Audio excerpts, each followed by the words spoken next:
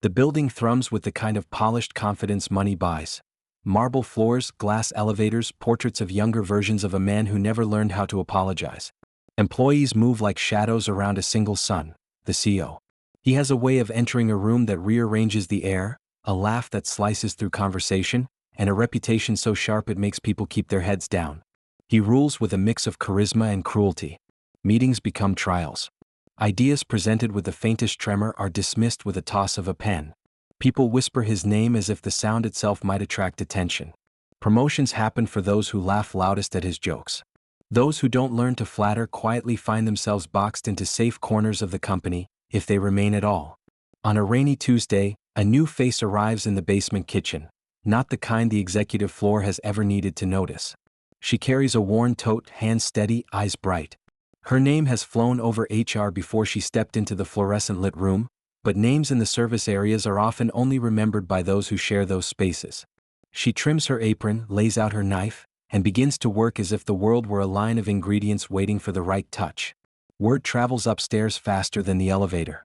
The CEO loves food. He loves being the only person others must taste food for, as if every compliment were another gold star on his throne.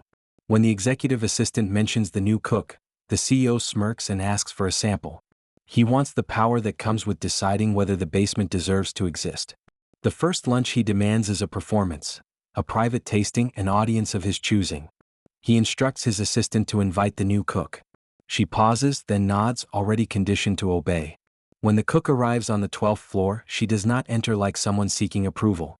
She moves with a quiet confidence, with the calm of someone whose work has always been her way of speaking. The CEO eyes her, his expression a mix of curiosity and calculation. He expects to be entertained, to be served both a meal and a reminder of his status. She presents the plate as if it matters less who notices than that the food is whole. The CEO tastes. He purses his lips, searching for fault. He looks up, ready to declare brilliance or deride negligence. The first thing he says is not a compliment. It is a command wrapped in sarcasm. "Where did you learn to cook?" He asks, voice low but sharp enough to make other people lean in as if toward danger. She meets his gaze directly, and in that simple act the room shifts. Her voice is quiet, but there is no trembling.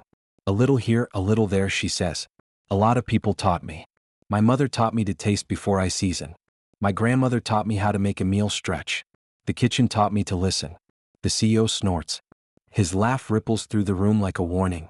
People look away. He enjoys the small tremor his presence causes.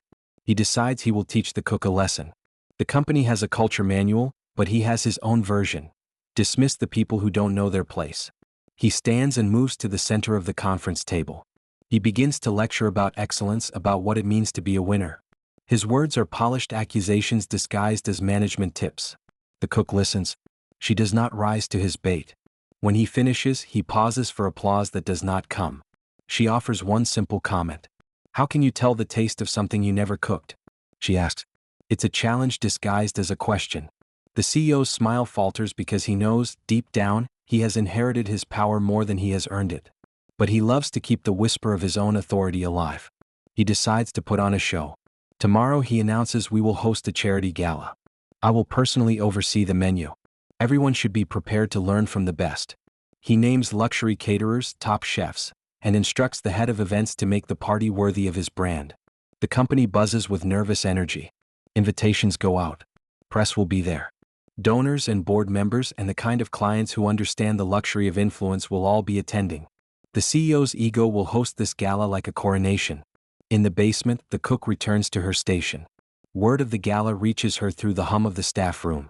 People make jokes about the CEO's taste. They ask if she will be cooking. She smiles the way someone smiles when a heavy thing lifts for a breath. "We are a small kitchen," she says. "We do what we can. If they need more hands, I will help." She works harder that week, steady as a heartbeat. She teaches herself new techniques from books borrowed from the public library, practices plating on paper plates after closing, tastes and adjusts in the silence. She does not tell anyone that she used to cook in a place that fed struggling neighborhoods for free, that once she turned leftover bread into a banquet for a shelter, that once a politician praised a dish and didn't even ask who made it. The night of the gala arrives like fireworks at the door. The ballroom shimmers, chandeliers like constellations. The CEO arrives with a tailored suit and a confidence as loud as the band. Cameras flash. He takes his seat at the head table, basking in the glow like a man who has worn the sun as a cloak. The caterers present their hors d'oeuvres, their amuse-bouches that taste like expensive decisions. The CEO samples, nods, and smiles. He is enjoying the confirmation that he once again chose well.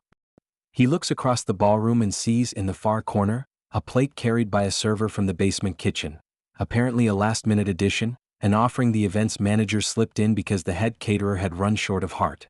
The plate reaches the CEO's hands. He raises an eyebrow. The bite is small.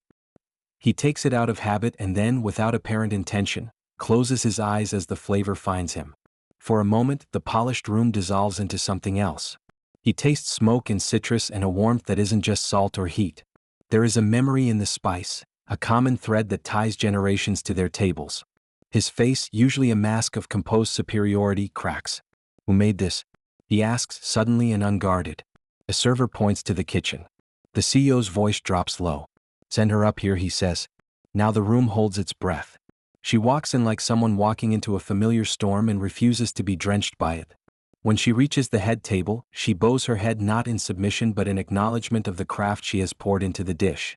The CEO, used to seeing people make their case for approval, tries to find the words that will assert control. He opens his mouth. "Who allowed you to put this on the menu?" he demands. "No one allowed it," she says. "Someone brought me a crate of lemons that were starting to go soft.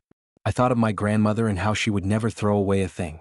I cooked because food shouldn't be beautiful for some and wasted for others. I cooked because it needed to be eaten." The CEO laughs, a brittle sound. He thinks he's winning. He steps closer, towering. "You should know your place," he says. "This company is not a charity. We do things a certain way.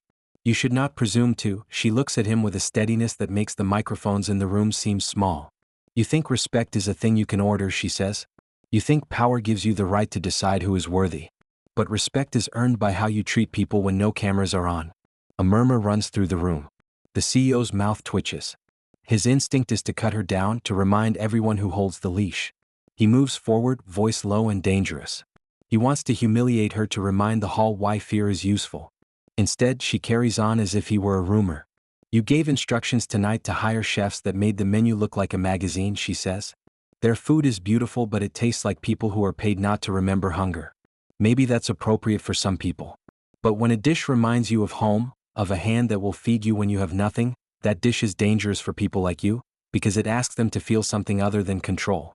An assistant clears his throat. Somewhere a fork stops clinking. The CEO's face goes through shades. Amusement, disbelief, then a flash of something raw. He can't believe the audacity of this woman who won't shrink. He opens his mouth to speak and finds that his words, which usually land like hammers, sound thin in the space between them.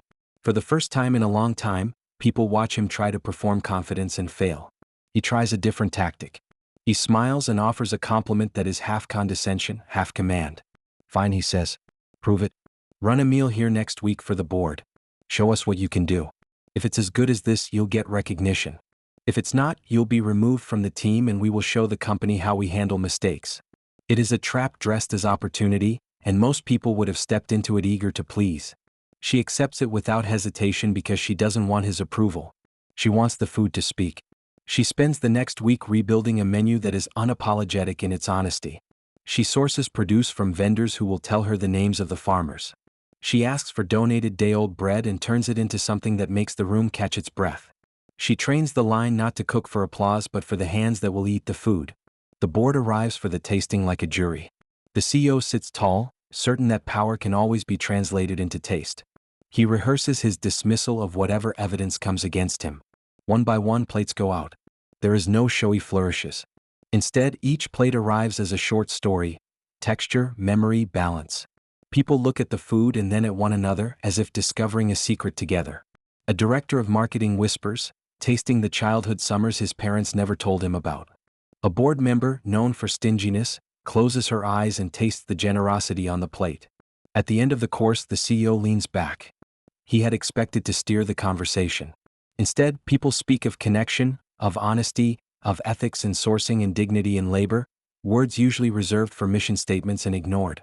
The conversation is no longer about the CEO. It is about the work and the people who made it. He stands to speak and the room hushes. He has to navigate this carefully. His reputation is his currency. He starts with a joke, but the laugh dies. He realizes everyone is listening for more than his humor. He is being held accountable by their curiosity. The cook speaks first, not to chastise but to tell a simple fact. Food is a story. If you listen, it will tell you where it came from and who it remembers. If you listen, it might make you kinder. People applaud. The CEO claps too, but his clap is measured. Inside, the hard places that built him tighten. He learns something that night people cannot teach him in a boardroom. That authority without humility tastes stale. Weeks pass. The company culture does not flip overnight, but small things change. The events team consults the kitchen. The CEO starts to ask questions in meetings that are less about dominance and more about understanding. He does not become a saint. He has too much practice at being otherwise. But when the cook walks past his office, he no longer looks at her like someone who owns her story. His glances become, at intervals, respectful.